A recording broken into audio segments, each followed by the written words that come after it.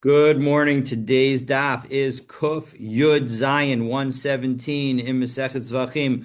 We are 4 days, I guess, 17, 18, 19, and 20, 4 days from the end of the Masechet. So God willing, on Monday, we will be finishing the Masechet, and God willing, on Tuesday, we'll be starting a new one. So very, very exciting. Looking forward to continuing our learning together. We are at the two dots on the about 11 lines up from the bottom of Kotef Zayin Amud Bet. Let me share my screen and we will get started. So here we go. So the long opening Mishnah of the final chapter of Zevachim included a discussion of the sacrifice rules that applied during various times in history. As we pick up with the two dots on the 10th line from the bottom of 116b, Kuf Tet Zayin Mabet, the Gemara details and clarifies one of these rules. So let's take a look. So Kodashim Kalim Ne'achalan B'chol Machane Yisrael. We said in the time that the Jewish people were in the wilderness, that when it came to Kodashim Kalim, they could be eaten throughout the camp of the Israelites. Namely, that we had sort of three concentric circles, or roughly three concentric. In the center of the circle is obviously the Machane Shechina. That's where the Mishkan was. Around that was the Machane Leviyah, and around that was the Machane Yisrael. Now, somebody who is a Tamei Mace is not allowed to go into the Machane Shechina, but they can go into the Machane Leviyah. Somebody who is a Zav, a Zava, they can go in the, they cannot go into the Machane Shechina, nor can they go into the Machane Leviyah, but they are allowed to be in the Machane Yisrael, in the camp where the people encamped. And finally, you have a Mitzorah who needs to go outside all three camps. So with that background about this, so that we have a statement, Amar Rav Huna, B'chol Mekomos Yisrael. So first of all, he says that when we say that you can have Kodashim Kalim in all of the Machane Yisrael, Rav Huna says, B'chol Mekomos Yisrael, everywhere that there's a Jew. And what we're thinking at the moment, Rashi, top of the widest lines in Rashi, B'chol Mekomos Yisrael, Kasal Kodaitach, we think at this moment, the Hashta, the Afilu Yotzei Echad Mehen Chutz L'Machane Yisrael, that even if a Jew were to go outside the camp of Israel, Ochel Kodshim Kalam Sham, he could eat there because anywhere where a Jew is by definition considered the Machane Yisrael in the times of the Midbar. That's our original thought. That's not going to be where we end up, but that's what we think at the moment. So what's the implication? Aval Machane Lo Havi. There wasn't actually an Israelite camp at the time that was of relevance. So Esvei Rav Nachman LeRav Huna, Rav Nachman asks, Umachanos Bamidbar Lo Havi? Was there really no camp in the wilderness? Vatanya b'shem shemachane b'midbar, just as there were encampments in the wilderness. Kach machane Yerushalayim, so too there was in Yerushalayim. Mirushalayim lahara bayis machane Yisrael, and from the edge of Jerusalem until the Harabayas, that was the camp of Israel. Meaning, it's just like there was the camp of Israel around the encampment, so too the city of Yerushalayim is around the Temple Mount. Mehar Abayas Lashar Nikanor Machane Leviyah. From the edge of the Harabayas until the gate of Nikanor, that would be the camp of the Levites. Mikan Ve'elach Machane Shechina, and after that, that's the camp of Hashem. So Ve'hein Hein Klaim Midbar. And they, namely the gate of Nicanor, is considered like the curtains in the wilderness because that was the distinction between Machane Shechina and Machane Leviyah. So the bottom line is we see from this brisa that there most definitely was a camp of Yisrael, a Machane Yisrael, in the wilderness. So Ela Ema B'chol Makom Machane Yisrael. What he's saying is that anywhere where there is a Machane Yisrael, you would be allowed to eat the kodshim kalim. And Rashi helps us understand what this means. Ema b'chol makomos machanei Yisrael, she'afilu b'shas siluk masaos. Even at the time that they were traveling, ein nifsalim, the kodshim kalim would not become puzzle. Elamolichin imo, rather you take it with you. Ubamakom chaniyasan, and then when you come to the new encampment, ochlin b'machana, you'd be able to eat it in the new encampment. So what it's saying, according to Rashi, is that when you have kodshim kalim that you're allowed to eat, if you have to move in the meantime, so you offer a shlamim, you're allowed to eat it for 2 days and 1 night. And all of a sudden, on that first day, you're told the encampment, the clouds move, and we have to move our encampment. And now it encamps later that night. And the question is that considered to have left the Israel encampment and therefore no longer be kosher or not? And the answer is, according to Rav Huna, is that you can continue to eat it now that you're in a new location, even though you're in a new location. Now, Rashi seems to make clear that that the time that you get to eat it is when you encamp again. Tosfos seems to suggest slightly differently. If we take a look at the last Tosfos in Kuf Tet Zayin Amud Bet, and it's going to hang over onto Kuf Tet Zayin, Kuf Yud Zayin Amud Aleph. Let's take a look. Emu b'chol makomos machanei Yisrael she'afilu b'shas siluk hamasos ein nifsalin. Even at the time that you're moving, it doesn't become puzzle. Elamolichin umo u'makom chaniyasan ochlin b'machaneh kach perish b'kuntras. That's what Rashi says. V'nira, and it seems the av shas halichasan shari. But it seems to me, Tosfos is saying, that even during the time that you're traveling, you would be allowed to eat it. Kevan da'amrinan, as we have seen before, and we will see again, le'el, af al pisha nasa oel moedhu, that when we're going to cite a pasuk that specifically highlights the fact that even when it's traveling, in fact, the language of the Gemara is going to be v'nasa ohel moed, that the tent of meeting is going to journey, implying that even while it's journeying, it's still sad. It still constitutes an Oel Moed. V'davka l'kodshim kalim. And Tosfos then adds that this is only true with respect to kodshim kalim. Afal pishanasa Oel Moedu. Even though there was traveling, there was still an Oel Moed. Aval kodshe kodshim. When it comes to the holiest of holy sacrifices, deboy mechitza, where you need to have the walls around you, keva deniskaltku masaot ein machane shchina kayam. We're not going to have any more of a machane shchina, and therefore, when it comes to kodshim kodshim, you would no longer be able to eat them if in fact the camp were to move. So that's what it's talking about. And now we back into the Gemara, and we're back on the 5th to the last line, middle of the line. And the Gemara asks, 1 second, Pshita, it's obvious. We say you can eat it in any encampment. So of course, if you move encampments, you can still eat it. So no, not necessarily. I might have thought that it became unfit when it left the original camp. Kamash Malan. So Rav Huna is telling us that it does not. Well, 1 second, maybe it was not fit. How do you know? So Amar Kra, it's based on the pasuk that I cited a few moments ago. V'nasa oel moed, af al pisha nasa oel moedhu. Even though it's traveling, it is still called an oel moed. Okay, so Tanya, Rabbi Shimon ben Yochai Omer, having said that there are 3 encampments around the in the Jewish people, we are going to now get a statement by Rabbi Shimon ben Yochai that suggests that it's not always the case. And we're going to follow the language of the Shita Mikubetzes. So it says, Od Acheres Haisa Sham. There was another encampment there.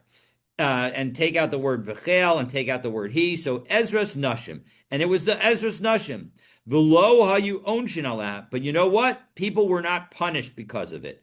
Uveshilo lo hayu ela shnei machanos bilvad. And in Shiloh, where during the first 14 years, when the Jewish people were capturing the land, so there were only two encampments. So what does all this mean? So Rashi helps us with the first phraseology.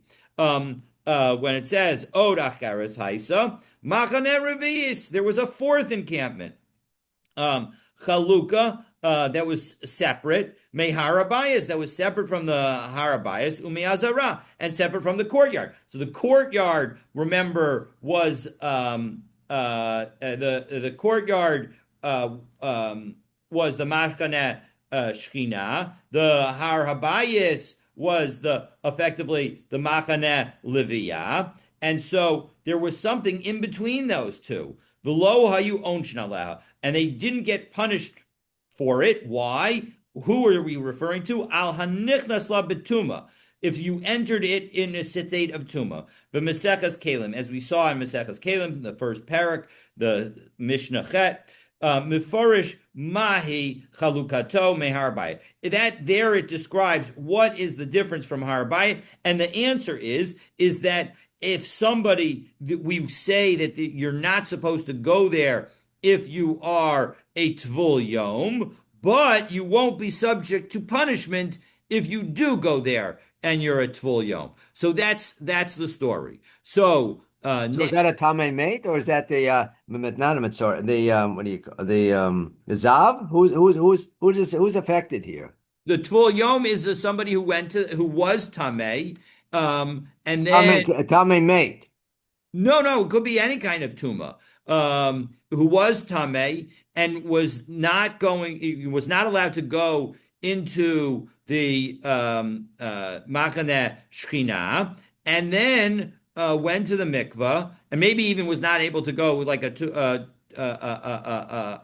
tuma of a zav or a shechvat zera, where they're not allowed to go even into the Machane Livia. But once you go to the mikvah, so then you are going to be purified that night, and there are elements that allow you to go in further than you were able to go in previously. And so now, technically... So he was allowed to go into Machane Livia? Yes, so you could go, but because you've already been to the mikvah. You're just waiting for nightfall to fall, so to be fully tahor. So that's the situation. So the point is that somebody in that category, they can go in, but they should not go into the Ezras Nashim, even though the Ezras Nashim is right outside Shar Nikanor. That it's a square courtyard that leads into the area where the altar is. Right, Shar Nikanor is at the top of the steps that you have, 15 steps corresponding to the 15 Shira Malos that there is that's right outside the Shar Nikanor. Then you have Shar Nikanor, and then you have 11 Amos inside where Yisrael is allowed to go, and then you have the area where the sacrifices take place. So is this the only category of individuals, the Tevul Yom, that was restricted from this what do you call it? The Machane Revi'it? This Machane Revi'it is Ezras Nashim. Yes, it seems like that's the only category, and it's only a rabbinic category. It's not a biblical category. So now we have focus. Now the Gemara focuses back on the last statement. Rabbi Shimon ben Yochai made two statements. One was about the women's courtyard constituting a fourth Machane, and the second statement was about that in Shiloh there were only two camps. So Haiminayu lo hava, which one didn't exist? So Rabbah offers a first alternative, and then Rava will offer a second alternative answer. So Amar Rabbah mistabra de Machane Levia havai. It must be that it was the Levite camp that didn't exist. To Isal kadaitak Machane Levia lo havai, because if you want to say, I'm sorry, mistabra de Machane Levia havai. It makes sense to say that the Machane Levia was present and that that did exist. And according to Rashi, keep like last Rashi on the daf. So Umachane Yisrael hu dechaser, and it was the Israelite camp that was missing. Deem lo Cain, because if you don't say that, the Machane Yisrael Havai v'lo Machane Levia, that there was an Israelite camp, but there was not a Machane Levia. So then let's go back into the Gemara. De'i salka daita, last line, middle of the line. De'i salka daita Machane Levia lo have, because if you want to tell me that there was no Levite camp, so to top of Kuf Yud Zayin Amanal, Nimtz Uzavin v'tamu Meisin Mishtalchin Chutz L'Machane Achat. It would turn out that both the Zav, who needs to go outside the Machane Leviyah, and the Tamei Mace, who needs to go outside the Machane Shechina, they're both going out only the inner camp, only the one camp. So, Mishtalkim Chutz L'Machane Achat, they are only going out of one and the same camp. But Torah Amra Lo Yitamu Es Machanehem. And the Torah specifically says, with respect to these two categories, that you should not contaminate their camps, plural. Tain Machane Lezeh, Umachane Lezeh. They each are supposed to have their own limits. So they'd be together then, basically. Exactly. They would both have the same borderline as to how far they could approach. So Amrle Rava says, 1 second, Elamai, Machane Yisrael lo hava. You're going to tell me that there was no Machane Yisrael, that which is exactly what it sounds like Rabbah was saying. So he challenges that. Nimtzu zavin u'mitzorein mishtachin l'makom echad. You end up with the zav who needs to go outside the Levite camp, and the Mitzorah who needs to go all the way outside even the Yisrael camp. But if there is no Yisrael camp, he has the same borderline. He also is going outside just the Machane Leviyah. So, Torah Amra, Badad Yeshev. And yet, the Torah says about the Mitzorah that he needs to stay alone. So, Shalo Yeshev Tamei Acherimo, that no one else could be with him. And so, as a result, Rava disagrees with Rabbah's answer and offers the following. Really, there were 3 camps. And all when it comes to Tuma, umay lo hayu elashtei machanot. And when we say that there were only 2 machanot, what do we mean? Liklita. When it comes to refuge, when it comes to the Orei Miklat, the cities of refuge for an accidental killer. So Miklal, 1 second though, that's implying the Bamidbar Habi Kalta Machane Leviyah. That implies that in the wilderness, right? Because before they got to Shiloh, they were in the wilderness, and there was a Levite camp there, because Rabbi Shimon ben Yochai doesn't say that there wasn't one, and so that implies that in the wilderness there was a Levite camp that would be used by people who killed somebody accidentally. And the Gemara says, yes, that's correct. V'hatanya, and in fact we have a brisa, Samti L'cha Makom. Hashem says to Moshe, I'm going to set a place for you. This is a pasuk in Shmot, Parakuf Aleph, pasuk Yud Gimel. And what it refers to, obviously, this is going to be for somebody who kills somebody by accident. And what he's saying, when it says L'cha, right, is B'chayecha, in your lifetime. So that meaning that Moshe is going to get a chance to set aside some of the cities of refuge. And in fact, that's what happens in the beginning of Devarim. So Makom Mikom. But doesn't Torah say that these would be set aside in the land of Israel once they enter the land of Israel? Yes, but the point is that Moshe sets aside the 3 that are on the Aver Hanar, on the eastern side of the Jordan. And so as a result, Moshe does get involved in that, and you're right that they're going to be set aside in the land of Israel, but the land of Israel also includes the place where Reuven, Gad, and Chatzi Shevet Menashe are encamped, dwell. So Makom, and then the pasuk, that the word Samti L'cha Makom. What does the Makom tell us? Mikomcha, meaning you're going to have a place, that your place, namely you, Moshe, the Levi, your area is going to constitute, even before we go into the land of Israel, is going to constitute effectively an Arei Miklat. Asher Yanus Shama, and that's where people are going to flee. Milamid Shemaglin B'midbar, where there was fleeing, meaning there was galos, exiled killers in the wilderness. Lehechan Golan. And so where did they go? Lamachane Leviyah. They went to the Levite camp. Mikan Amru ben Levi shahoreg gola mipelech lepelech. If a Levite kills, he goes from one Levite city to another Levite city. V'im gala lefilcho pilko kolto. And if he even stays within his own city will still provide refuge. Now Rashi qualifies that. V'im gala bepalcho, where 1, 2, 3, 4, 5, 6, 7, 8, 9, 10, 11, 12, 13, 14 lines up in the narrow lines of Rashi. V'im gala bepalcho. Atzmo, if he goes to the same city, kagon mishchuna l'shchuna, it means that he's still going to need some kind of exile. So he goes from one neighborhood to another neighborhood. Palchu kalto, so that city will still provide refuge. Dumya dibamidbar. It's similarly to in the wilderness. Shaya Machane Leviyah koletes. There was only one Machane Leviyah, and so as a result, if a Levite were to have killed somebody by accident, he would just move to another area of the Levite Machane. So Mikra, what is a moving target in the midbar? They were traveling, right? Correct.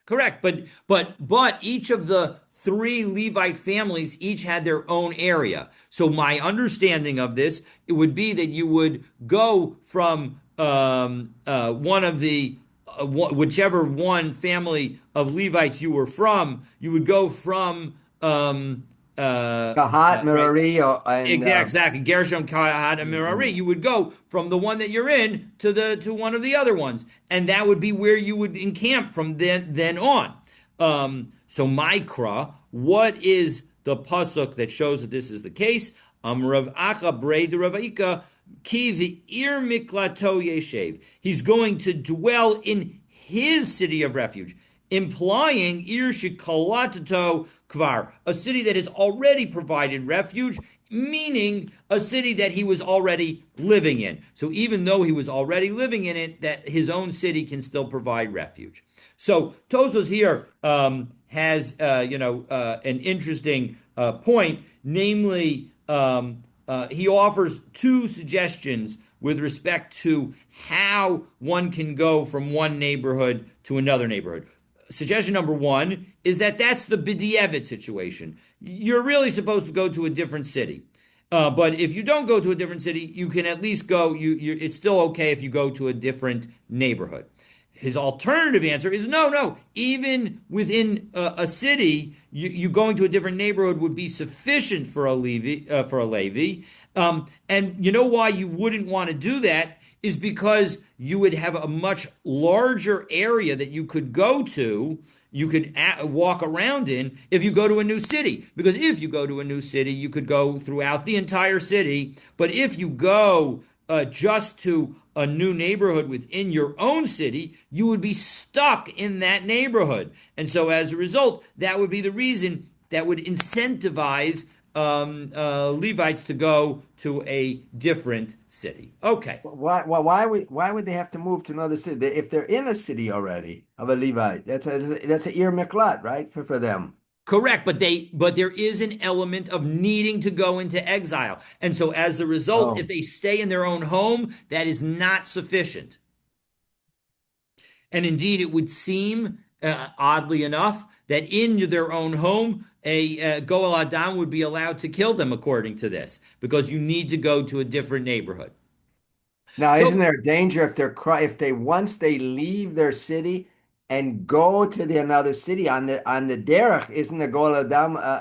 Doesn't he have the right to permit? So we have to go back to our study of that and remember that a couple of things. One is there is no Goel. There's the debate. There's a debate, I believe, as to whether or not a Goel Adam has the right to engage in anything prior to the court case. The bottom line is it seems like not. You would first need the court case. Second, on the way to the first time from the court case to the to the city of refuge, you would have messengers going with you, Right. That's right. guards going with you, so that you get a sort of essentially a first Protection. free passage. So the key Protection. question is does if he wanted to change in the middle, then you're exactly right.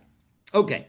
So Bola Gilgal. So then the Mishnah said that they came to Gilgal, and when we got to Gilgal, Bamot became permitted. So Tanurabanan. So now we're going to have a long brisa that is going to, I think, go the rest of today, or pretty much the much of the rest of today, um, uh, and um, and we're going to analyze this long brisa, and that analysis will go the rest of today and into already tomorrow. Just So let's take.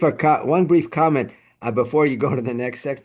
It's a little bit hard to visualize this. They're in the desert. They're moving in the desert to conceptualize cities within this large encampment. It's a little hard to That's why it's understand. more better to use the term neighborhood in that context, right? Because the point is that families would encamp near the families that they encamped before. It's a natural thing, right? If all of Riverdale were to move, who would assuming you like your neighbors, who would you want to be as your neighbors in a new place? You'd want those same neighbors. So you travel with them because everybody needs to travel at the same time, and so you would travel with them, and then when you got to the new place, everybody would stop in the same basic area. So the point is that it's sort of like, are you with the same people that you were with before?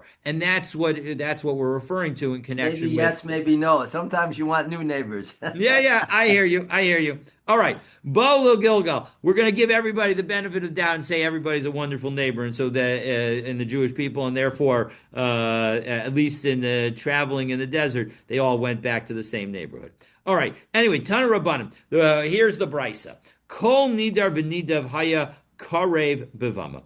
Whatever kind of vow or donated offering you wanted to give, you could bring it on your private bama, meaning shlamim and olot. She'ein nidar v'nidav ein kareb b'vama. But if it was not something that you swore, that you vowed to do, or that you promised to do, that you donated, so then you're not going to do it. So, meaning a vow is on you, and a dava is on the animal. So if you didn't, is an oath respect to the animal. So if you didn't do any of that, so then that's not going to cover us. As Rashi says, kol hanidar v'hanidav karev b'vama.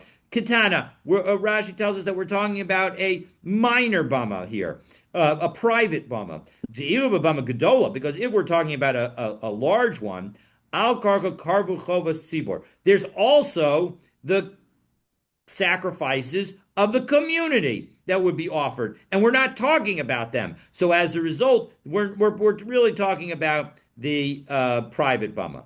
Because we know that they did the Pesach in Gilgal, and the Pesach is a communal offering, notwithstanding the fact that everyone individually offered it. Ela b'ketana. So we had to be talking about a minor, a personal, a private bama. V'amar dekarve nadar v'nadavos lo v'lo chovos. And what we're saying is that you bring only the oath-based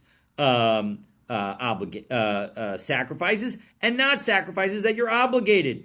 Ubetoras kohanim tanila behedjel Rebbe Meir. And according in the midrash of Torah's kohanim, it says that this is specifically Rebbe Meir who says this, even though this first line seems to be something that everybody agrees to. Mincha unzirus craven bevama. Divrei Rebbe Meir. Now, Rebbe Meir qualifies this statement, meaning we have the general rule. But he says, you know what? When it comes to a vow or donated offering, a mincha offering and the offering of a nazir is considered a nidar, a neder, or a nadava. Why? Well, mincha obviously could be a private mincha that's being brought voluntarily. So that's easy as to why it would be considered a neder or a nadava. But when it comes to naziros, although after one is a nazir, one is obligated to bring these sacrifices, there was a ned there that began the process of becoming a nazir. And so as a result, that's what Rabbi Meir says. Therefore, you're allowed to bring it even on a private bama. Lo karvu yachid ela olos u'shlamim b'vad. All they offered was olot and shlamim, not a mincha, not a nazirut offering. And we will explain both of these opinions again a little bit more shortly.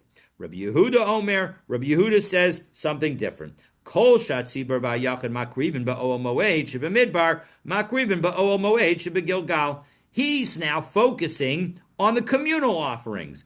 And what he says is that any communal or personal offering that could be brought in the Mishkan while they were traveling in the Midbar, that sacrifice can also be brought at the Mishkan that was set up in Gilgal. And Rashi explains what it is that Rabbi Yehuda is disagreeing about with respect to the Chachamim and Rabbi Meir. So Kol Shatzibor V'Yachid Makrivin Ba'ol Moed B'Shiva Midbar. We're in the middle of the medium wide lines of Rashi. Dahainu Kol HaKarbonot Kulan Nidarim V'Nidavot V'Chovot Makrivin Ba'ol Moed. What he's saying is every sacrifice, whether it's a personal vow or donation sacrifice, or it's an obligatory sacrifice, that could be brought in the Ohel Moed,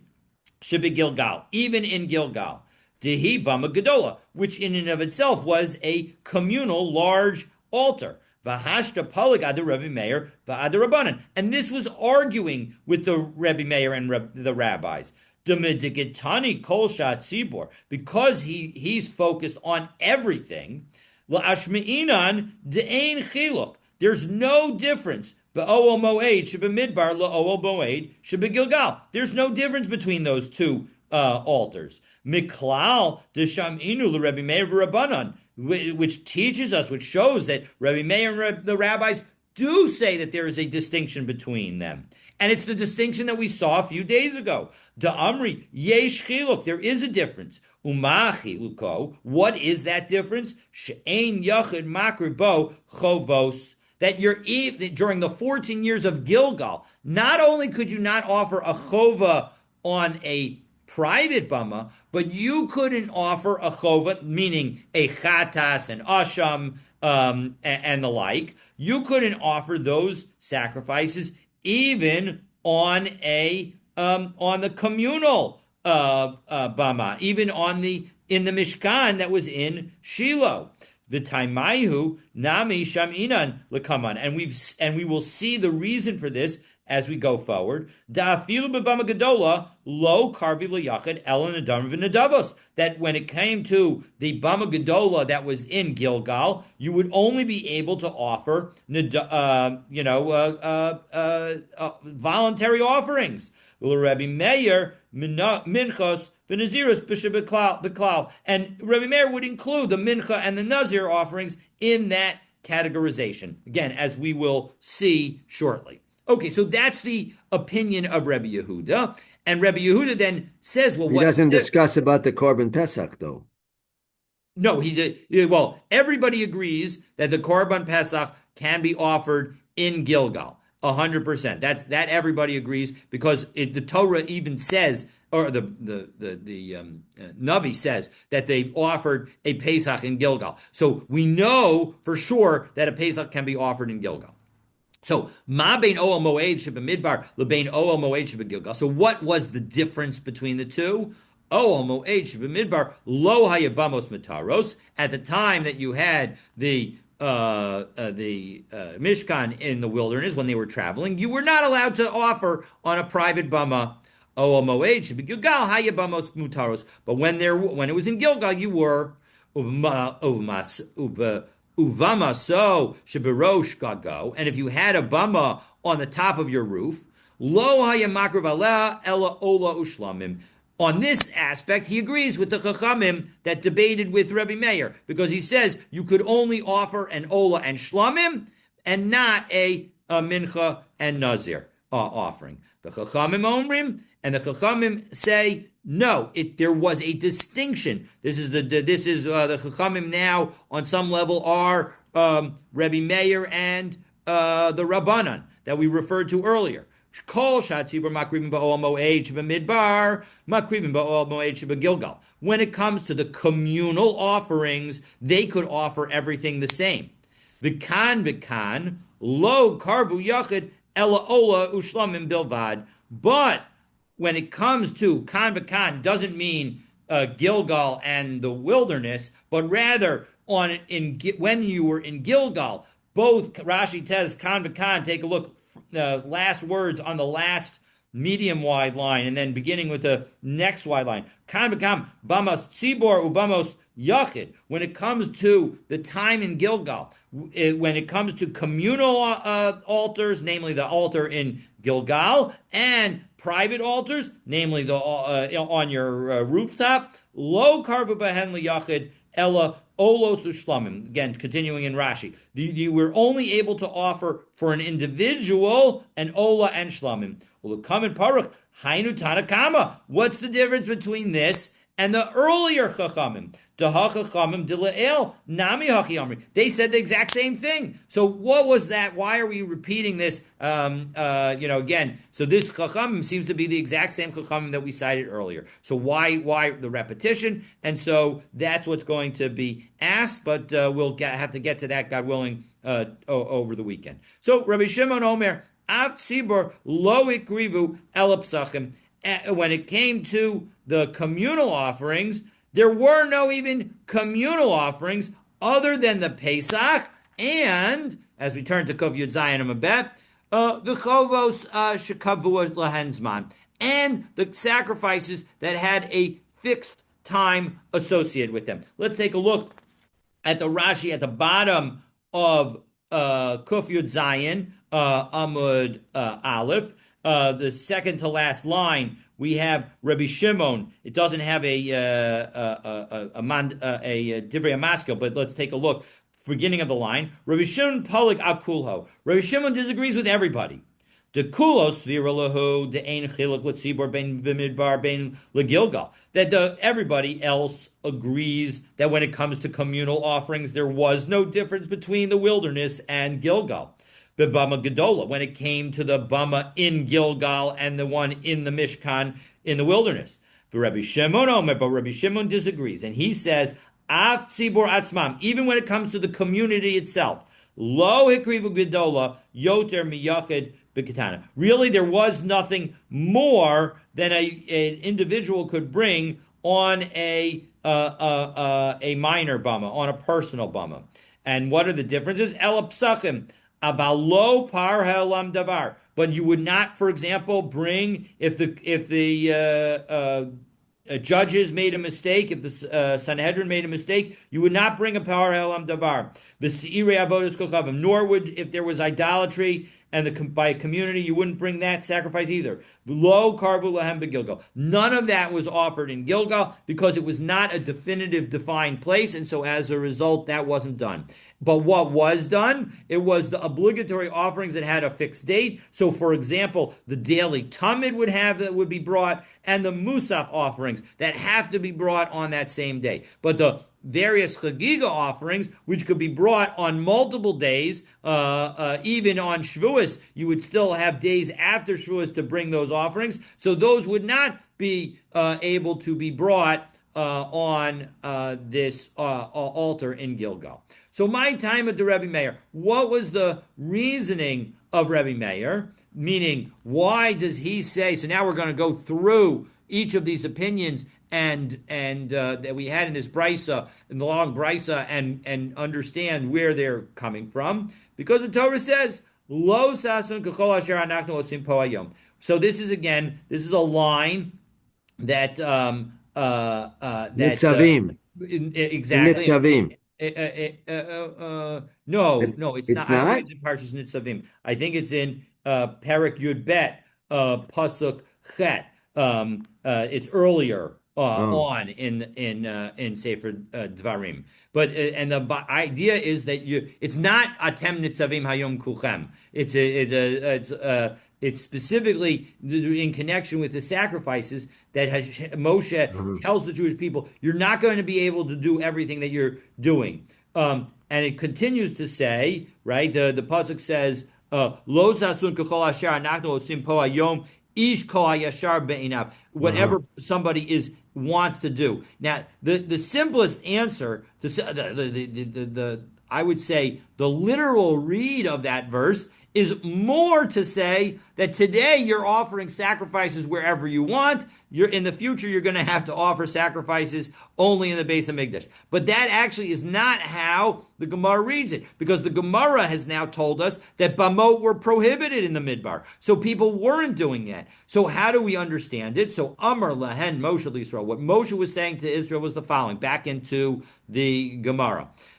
Ki ayluso la'aretz, when you come into the land, yisharot takrivu, meaning immediately when you come into the land and you're in Gilgal and you're waiting for the 14 years to capture all of the land, yisharot takrivu, only the proper offerings you should offer. And what does that mean by the proper offerings?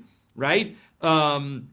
Take a look at Rashi, 1, 2, 3, 4, 5, 4 lines down, end of the line, of the narrow lines. Yeshirot takrivu, nidarim v'nidavos. That's referring to the voluntary offerings. Chovos lo takrivu.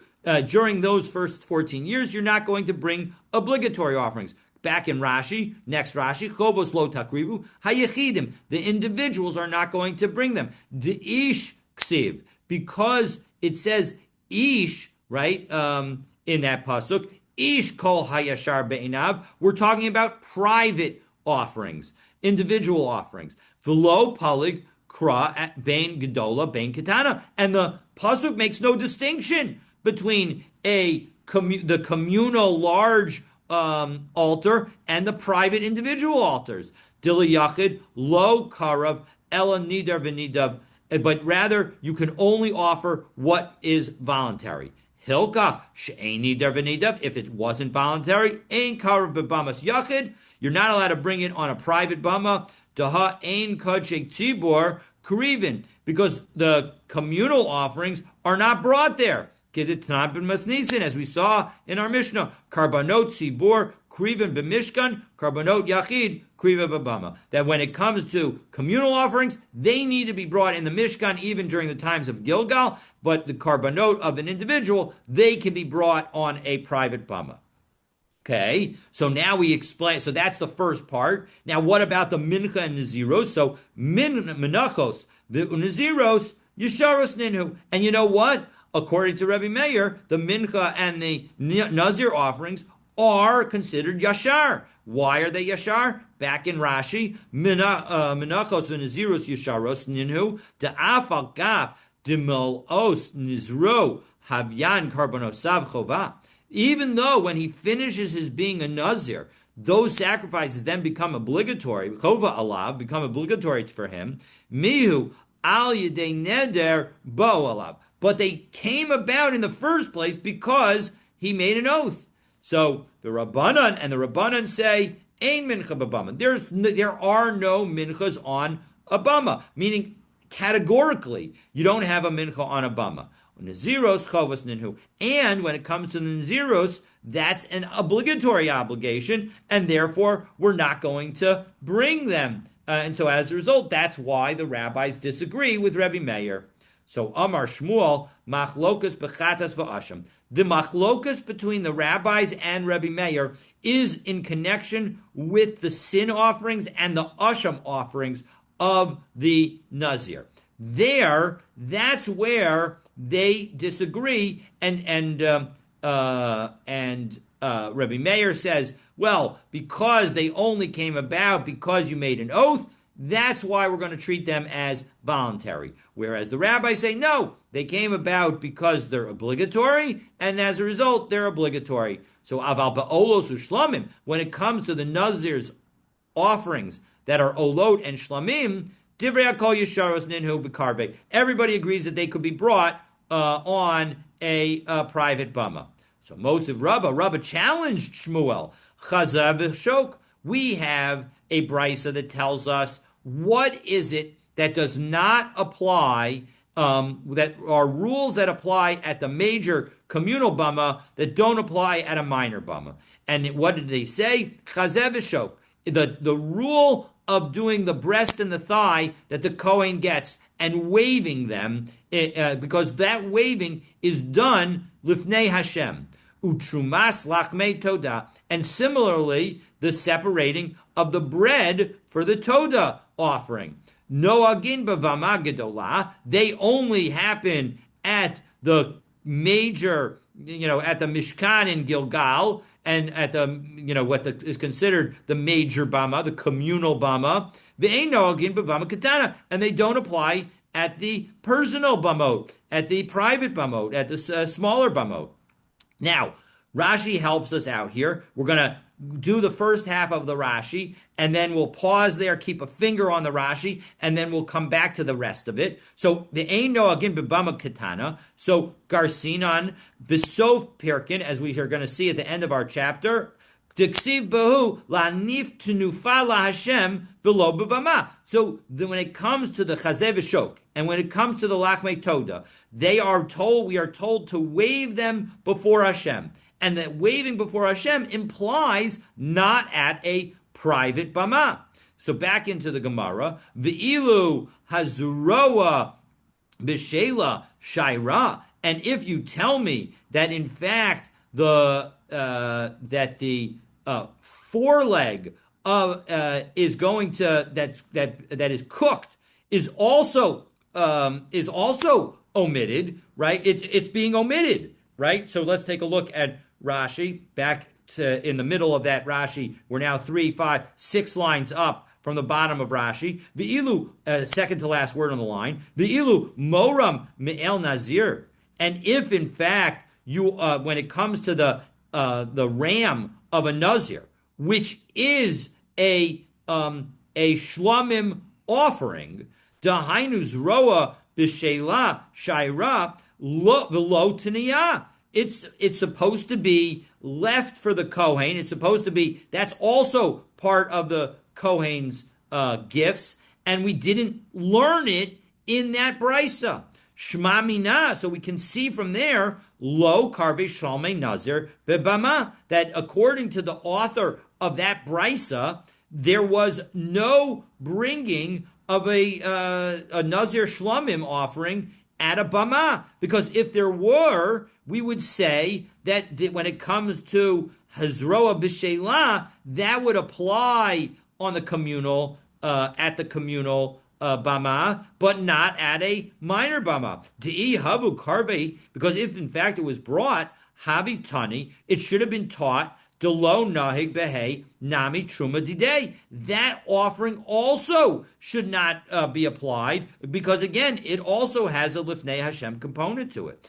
Amra bishlama ba'ola ushlamim pligi. Now, if you tell me that really the rabbis and Rebbe Meir argue about the shlamim and the ola of the nazir, so then it all works, because that brisa is according to the rabbis. Hamani Rabbananhi. That brisa is the rabbis, and so it all fits, because the rabbis would say that you don't bring the ola and shlamim of a nazir anywhere, and that's why we don't need to exclude the foreleg of a shlamim of a nazir on a private bama, because it's not brought on any altar during the time of Gilgal.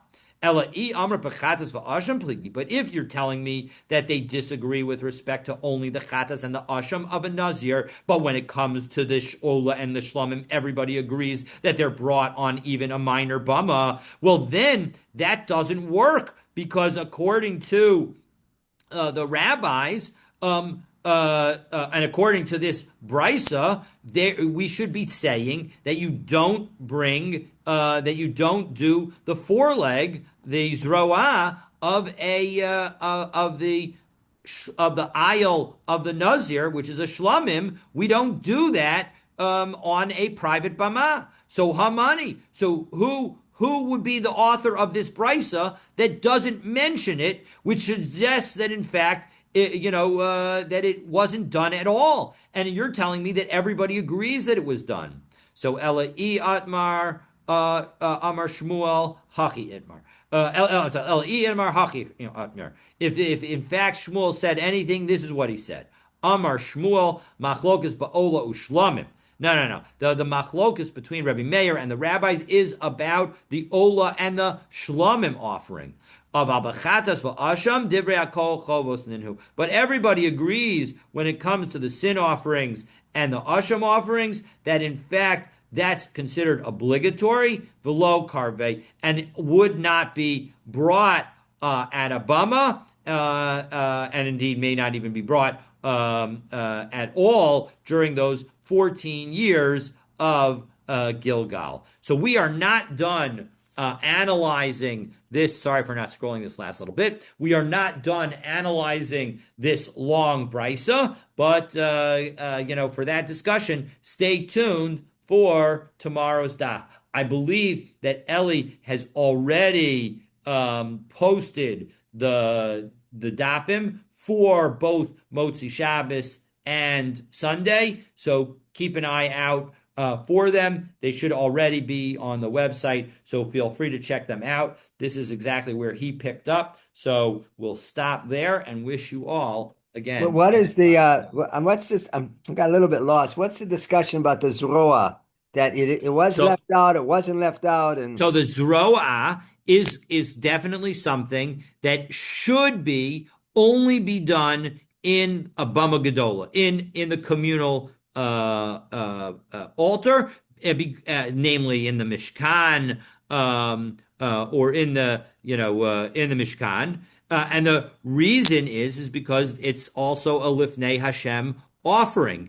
And so as a result, since it was not mentioned in this brisa, it must be that the author of this brisa believes that offering was not offered at Bamot.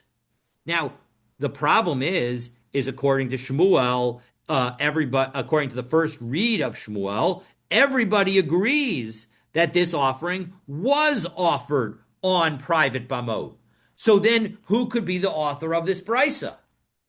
And so, as a result, we rephrase Shmuel's statement, and we say that Shmuel wasn't saying that the machlokas is about the chatas and the asham of a nazir. No, the machlokas between the Rabbanan and Rabbi Meir is about the shlamim and the ola of a nazir. And when it comes to the chatas and the asham, everybody agrees that they're not offered on a private bama. And so, as a result, the shlamim and the ola are offered on a private, right? But a shlamim and a ola are offered on a private bama. But when it comes to the shlamim and the ola of a nazir, that's the machlokas between Rebbe Meir and the Rabbanan. According to Rebbe Meir, the shlamim and the ola are offered on a private bama. And so, if he were to be the author of the brisa that references the chazeh v'shok, that references the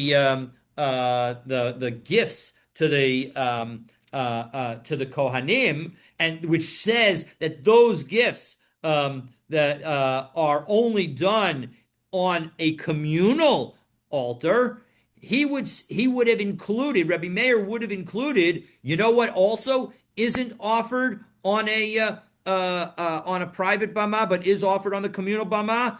Also, the zroa that is cooked of an El Nazir, because that is a shlamim offering, and that shlamim offering, according to Rebbe Meir, is brought. But the brisa doesn't include it. And so who does this brisa follow? It must follow the rabbis. And the rabbis say that when it comes to the ola and the shlamim of the Nazir, they're not brought on a private bama. And that's why the author of this brisa doesn't mention the zroa b'shela, because the zroa, the b'shela is specifically from the shlamim of a nazir, and according to the rabbis, the shlamim of a nazir is not brought on a bama. And so, as a result, there's no need to then say that's not offered on a private bama, because the whole sacrifice isn't offered on a private bama.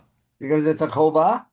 Because it's a chovah, exactly. Because even though it's a shlamim by name, it's a chovah because the only reason the person's obligated to bring it is because they were a nazir.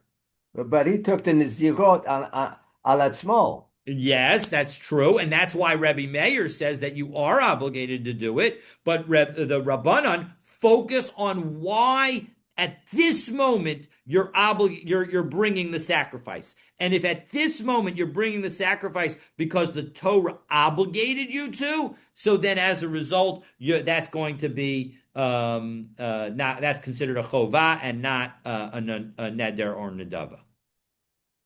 Uh-huh. That's a And little so, bit, little bit. therefore, we have Yeah. to say that Shmuel, we have to reread Shmuel, and the machlokus between Rabbi Meir and the Chachamim is about shlamim and olos of a nazir, and everybody agrees that the chatas and asham of a nazir are not brought on a private bama. It's a little bit complicated, a little bit. Oh, 100%. This is not easy stuff. So it's one of the many reasons that I try to have something on the screen so that people can follow it in multiple levels. So have a wonderful Shabbos. Looking forward to. Are you coming back Monday? I believe Dove is back. I'm going to double check, but I'm pretty sure that Dove is back on Monday and Tuesday, but I will be here Wednesday, Thursday, and Friday, God willing. Have a great Shabbos. Okay.